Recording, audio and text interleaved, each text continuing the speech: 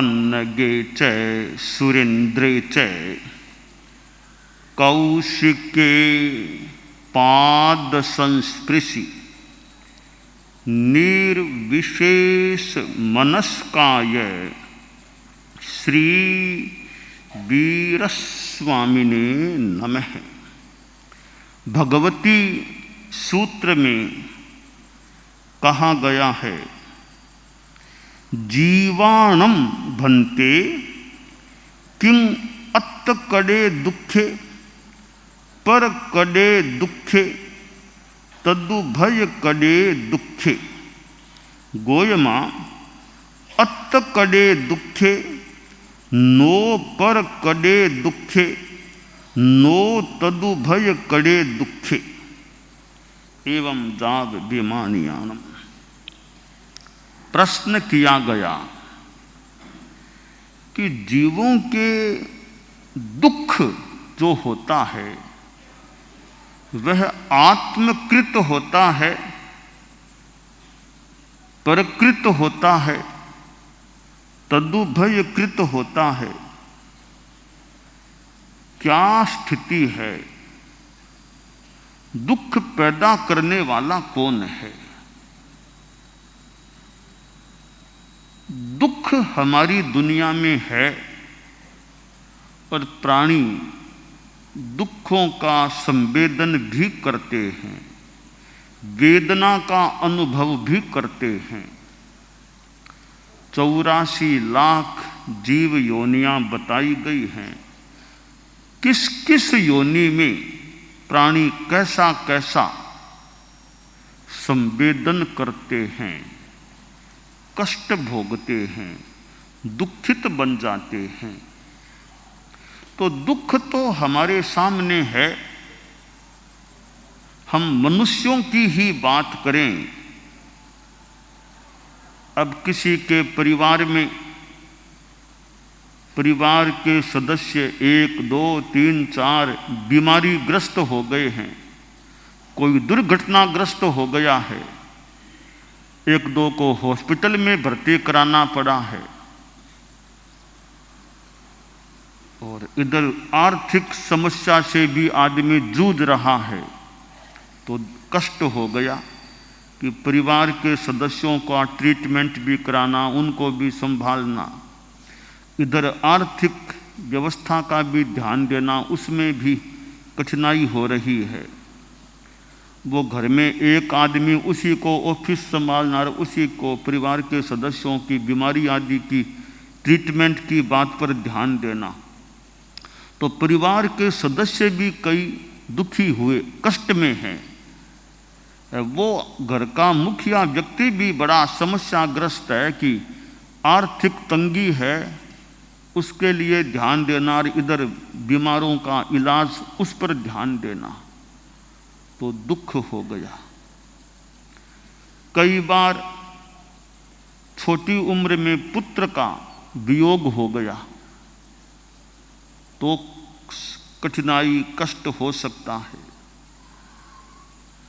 अथवा परिवार में जो सदस्य हैं, पुत्र आदि हैं, वे इतने आज्ञा मानने वाले नहीं है, बात को मानते नहीं है, उल्टा माता पिता की अवज्ञा करते रहते हैं, तो कष्ट हो सकता है।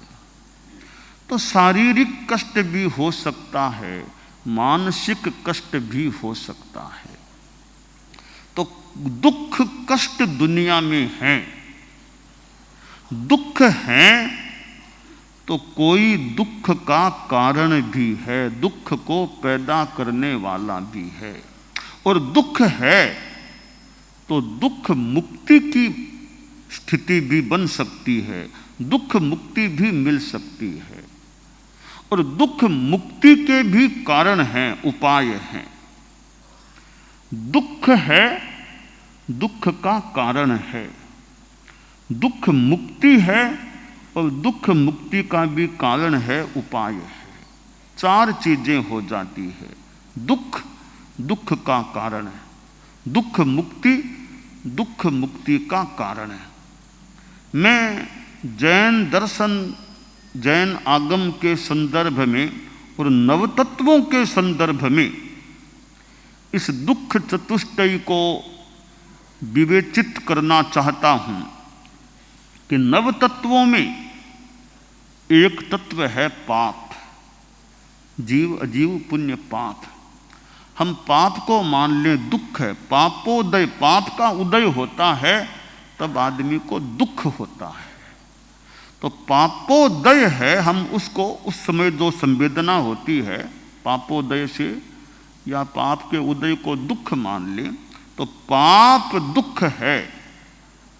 तो पाप को पैदा किसने किया? कोई कारण है। तो नव तत्वों में पांचवा तत्व है आश्रव। आश्रव के द्वारा यह पाप पैदा हुआ है, पाप का बंध हुआ और अब उदय हो रहा है। तो पाप दुख है और आश्रव दुख का कारण है। अब दुख मुक्ति, नवमा तत्व है मोक्ष। तो मोक्ष अपने आप में पूर्णतया दुख मुक्ति, सर्व दुख मुक्ति है। तो मोक्ष का कारण क्या, उपाय क्या? नव तत्व में छठा तत्व है संबर, सातवां तत्व है निर्जरा। संबर और निर्जरा ये मोक्ष के कारण है। तो नव तत्वों में हम दुख, दुख कारण, दुख मुक्ति, दुख मुक्ति उपाय, इन सब को प्राप्त कर सकते हैं। आश्रवो भव हेतु स्यात् संबरो मोक्ष कारणम। आश्रव यह भव का, जन्म मरण का, दुखों का हेतु है और संबर मोक्ष का कारण है। निर्जरा तत्व भी जुड़ा हुआ है। तो संबर और निर्जरा ये दुख मुक्ति के उपाय हैं। जितनी हमारी संबर निर्जरा की साधना प्रकृष्ट होगी, हम मानो दुख मुक्ति के निकट हो सकेंगे। भगवती सूत्र में यहां बताया गया है कि दुख आत्मकृत होता है। दुख हमने खुद नहीं पैदा किया है, हमारी आत्मा ने ही पैदा किया है। मूलतः उपादानतः दूसरा कोई हमें दुख देने वाला नहीं है। हमारे कर्म हमको दुख दे रहे हैं। तो कभी हम व्यवहार में ठीक है, यूँ तो निश्चय और व्यवहार ये दो नए हैं। तो यह जो आत्मकृत दुख है, ये एक निश्चय नई की बात कि वस्तुतः हमारी आत्मा ने ही कर्म बांधे हैं, तो उनका फल हम भोग रहे हैं। तो कभी दूसरे निमित्त भले बन जाएं कि उसने मेरे पर आरोप लगा दिया, उसने मुझे फंसा दिया, उसने मुझे दुख में डाल दिया, झूठा आरोप मेरे पर लगा दिया, मुझे दंडित करवा दिया, झूठी शिकायत मेरी कर दी, न्यायालय में झूठी बात पहुंचा दी, मुझे फंसा दिया, उसने मेरा नुकसान किया, वो मेरा बैरी है। ठीक है, स्थूल भाषा में और व्यवहार नए में एक निमित्त के रूप में मान लें कि उस आदमी ने तुम्हारी शिकायत कर दी, तुमको फंसा दिया, तुमको दंडित करवा दिया, वो तो निमित्त है। मूलतः तुम्हारे अपने कर्म हैं। तुमने कभी किसी जन्म में कर्म किए होंगे, उसका फल भुगतना पड़ रहा है। तो दूसरे निमित्त भले बन जाएं। पाप का उदय नहीं है, पाप की उदीर्णा नहीं है, तो दूसरे की कोई ताकत नहीं है हमें कोई दुखी बना दे। तो हमारे पाप का उदय है तो दूसरे की जरूरत नहीं, बिना दूसरे के हमें दुख हो सकेगा। बैठे बैठे आदमी के हार्ट में तकलीफ हो गई, अब दूसरे ने किसने दुख पैदा किया?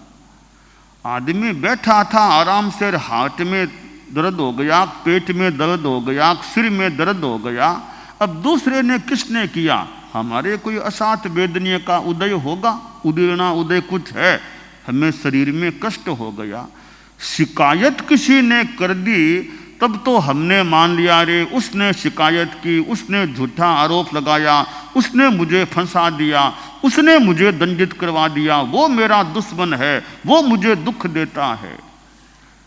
वहां तो हम मान लो कोई सोचने वाला सोच ले वो मुझे दुख देता है, पर बैठे बैठे पेट में दर्द हो गया था, कि सिर में दर्द हो गया, तब वो थोड़ी आया था दुख देने के लिए। हमारे भीतर से ही तो कष्ट हुआ है, तो हमारे कर्मों से हुआ है।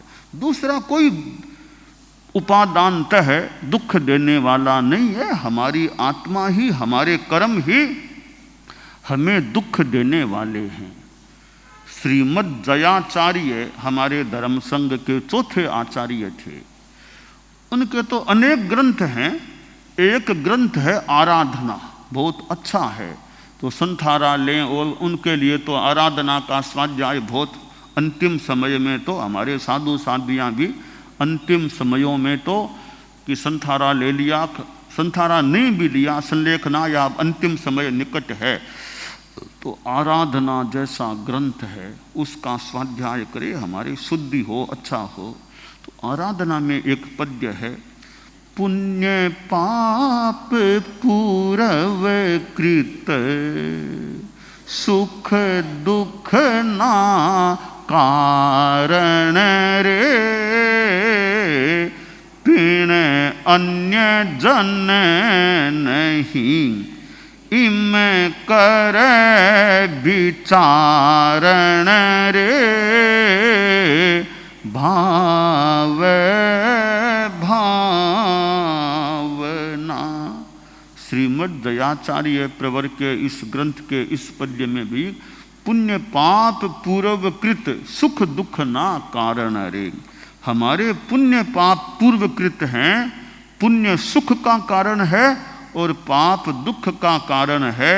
पिण अन्य जन नहीं, दूसरा कोई आदमी नहीं, हमारे ही कर्म सुख दुख के कारण है।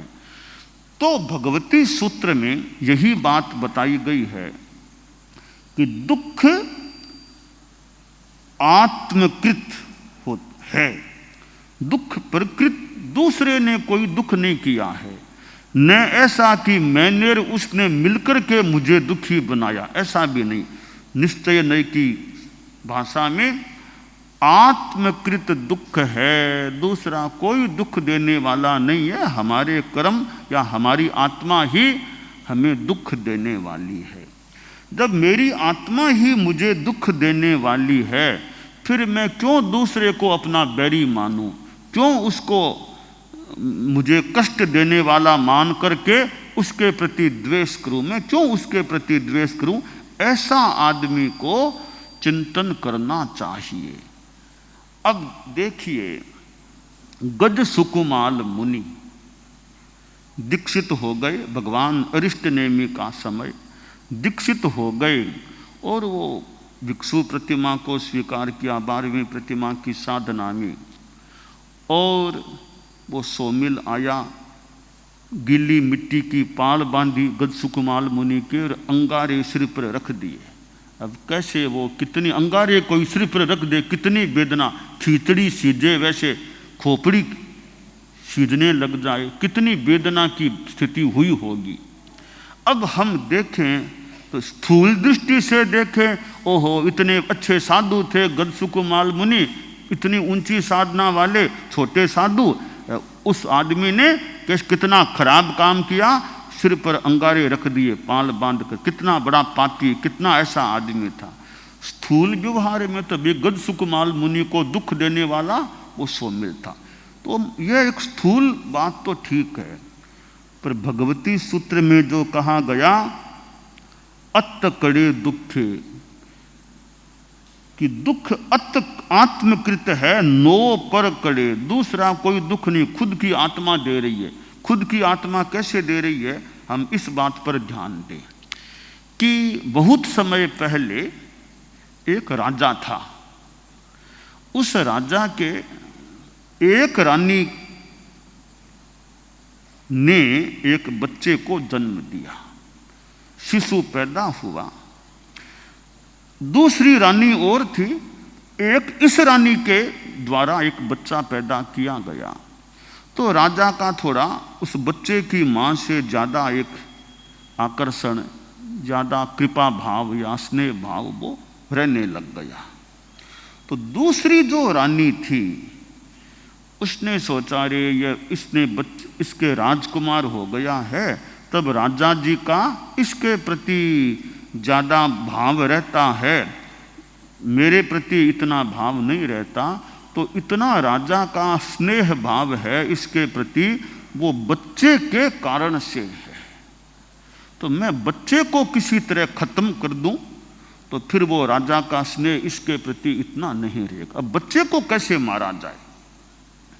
अब वो चाह को राह वाली बात, इधर कोई योग बना कि बच्चे के सिर में फोड़ा हो गया। फोड़ा हो गया तो वो सौतेली जो रानी थी उसने कहा रे देख बच्चे के फोड़ा हो गया है ना, इसका इलाज मैं जानती हूँ, इस फोड़े का इलाज मैं जानती हूँ। तो उस बच्चे को उसको दे दिया। अभी ठीक है, दोनों ही माताएं ही है, तो कहा इसका इलाज कर दो। अब उसके मन में तो द्वेष था, बच्चे को मारना था। कहा मैं इलाज करती हूँ, देख मैं जानती हूँ इलाज करना। कर करा के उसने कोई उड़द की रोटी बनाई, गरम गरम रोटी बनाई। तो रोटी बनाकर बच्चे के सिर में गरम गरम रोटी वहाँ रख दी और बच्चे को असह्य वेदना हो रही थी। आखिर बच्चे का प्राणांत हो गया, मर गया बच्चा। अब उसका तो काम हो गया कि जिस बच्चे के कारण से राजा इसके प्रति इतना स्नेह भाव रखने वाला बना है, रखता है, वो बच्चा खत्म हो गया, तब इसके प्रति स्नेह भी कम हो जाएगा। यह तो एक बात हो गई। अब क्या होता है, आखिर आत्मा जन्म मरण भी करती है। अब कालांतर में वो जो सौतेली रानी थी, बच्चे की बीमाता, जिसने वो उड़द की गरम गरम रोटी सिर पर रखी थी, वो कालांतर में वो गज सुकुमाल के रूप में पैदा हुई।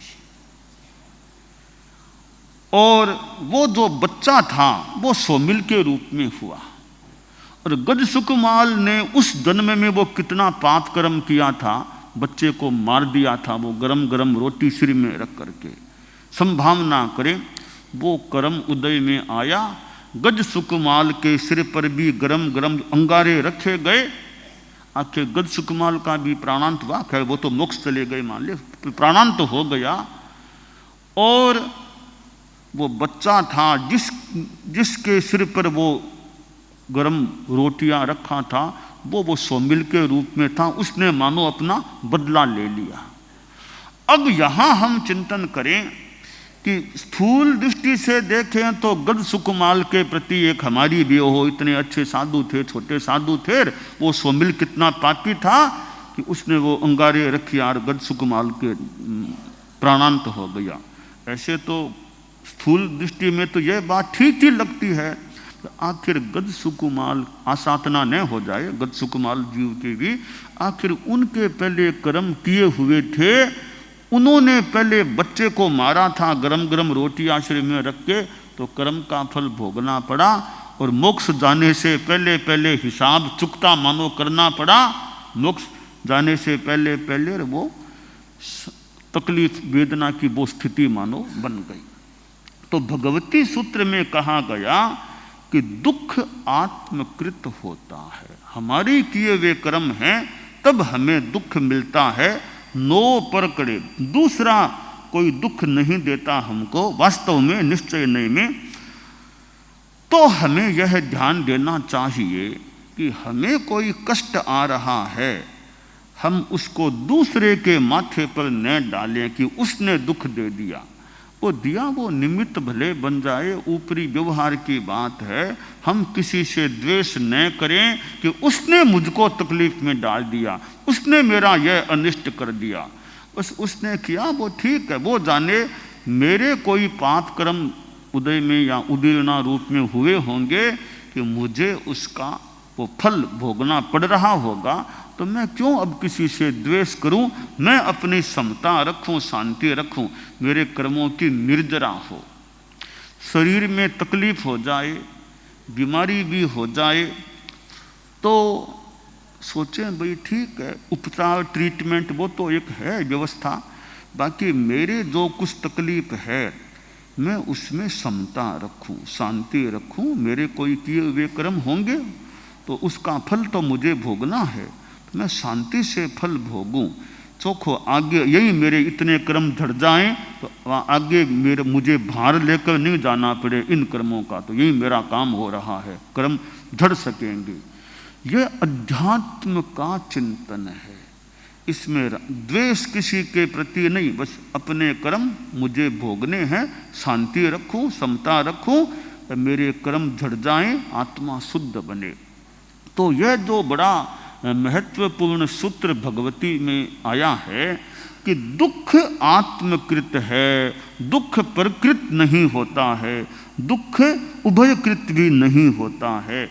इस सिद्धांत को हम आत्मसात करके कष्ट कोई आ जाए दूसरे पर द्वेष न करें, समता शांति से कष्ट को सहने का प्रयास करें, यह काम्य है। दानान शिष्ठम अभयपयाणम सच्चेषु या अणवज्जं वयन्ति तवेषु या उत्तमं भचेरं लोगुत्तमे समनेनाय पुत्ते।